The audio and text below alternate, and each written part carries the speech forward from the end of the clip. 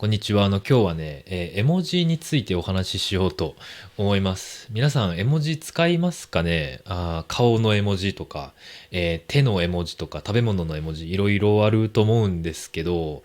僕は全然使わないんですね。誰とメッセージ、友達とメッセージするときも、家族とメッセージするときも、全然絵文字使わないんですよね。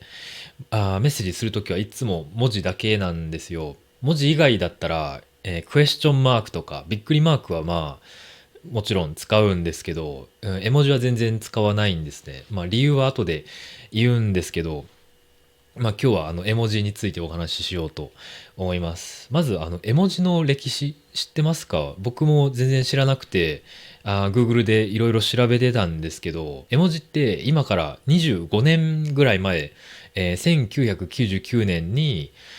ドコモっていう会社が作ったんですね。このドコモっていうのが日本の会社なんですけど、でそこから、2008年にアップルiPhone 作ってるアップルですけど、その2008年にアップルが、iPhone で絵文字を使えるようにしたんですね。そこから世界的に絵文字が使われるようになったらしいんですけど、英語でもこの絵文字ってそのまま絵文字ですよね。ローマ字ですよね。僕のアメリカの友達もこの絵文字が日本語だって知らなかったんですよ。なので他の国でもそういう人、その絵文字が日本語から来たっていうことを知らない人多そうですよね。なんか皆さんの国の状況とかコメントで教えてくれたら嬉しいですね。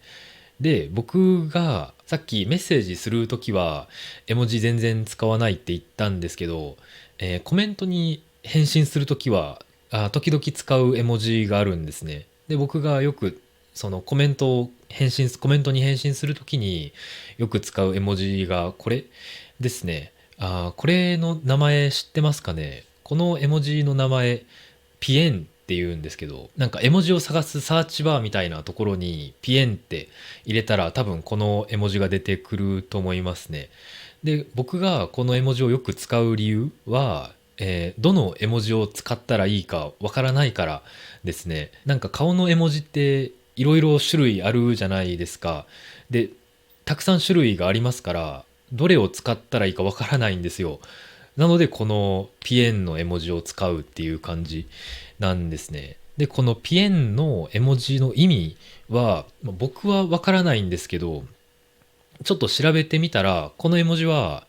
残念っていう意味らしいんですね。でも僕はそういう意味とかよくわからないですから、どんな気持ちの時も、このピエンの絵文字を使うんですね。多分、人によってこの絵文字の意味って違うと思いますけど、僕はこの、なんか、ピエンが可愛いかなと思って、このピエンの絵文字を使いますね。このピエンの絵文字もね、残念な顔だと思う人もいると思いますし、なんか悲しい顔と思う人もいると思うんですよ。とか、お願いしますの、なんか、お願いしますの、気持ちを表す絵文字だと思う人もいると思うんですね。こんな感じで、なんか意味が分かりにくい絵文字っていろいろあるじゃないですか。それをちょっとみんなでいろいろ見ていきたいんですけど、まずこの唇の片側が上がったこんな絵文字。これなんか僕のイメージでは、なんか自信があるような人に見えますね。もちろん人によって違うので、この絵文字が僕のイメージと違ったらコメントで教えてください。まずこの絵文字は、僕は自信があるイメージだと思いますね。で、次にこれ、メガネをかけてるこんな絵文字。僕はなんか、深く考えたり、その反対したい気持ちがある時に、この絵文字をよく見ると思うんですけど、これもね、人によって違うので、どうですかね。で、次が、こんななんか口が小さくて目が大きい絵文字ですね。これがなんか僕のイメージが興味がないとか、白々しい、そういう印象ですね。で、あと2つあるんですけど、次が、なんかこんな、僕のイメージは、小さくごめんなさいって言いたい時とか、なんか気まずい雰囲気の時に、こんな絵文字よく見るかなって思いますね。で、最後はこういう絵文字なんですけど、なんか疲れてるとか、まあこれはなんかみんな疲れてるっていうイメージがありそうですけど、まあ今5つ ?5 個ぐらい絵文字、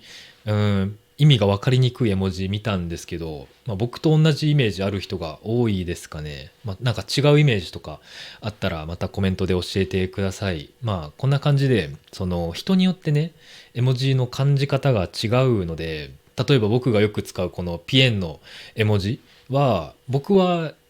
大抵いい意味で使いますけど、他の人にとってはちょっと悪い意味かもしれないので、まあ、使う時にはちょっと気をつけた方がいいかもしれませんね。まあ今日は絵文字についてお話しさせていただきました。それでは今日もここまで見てくれてありがとうございました。バイバイ。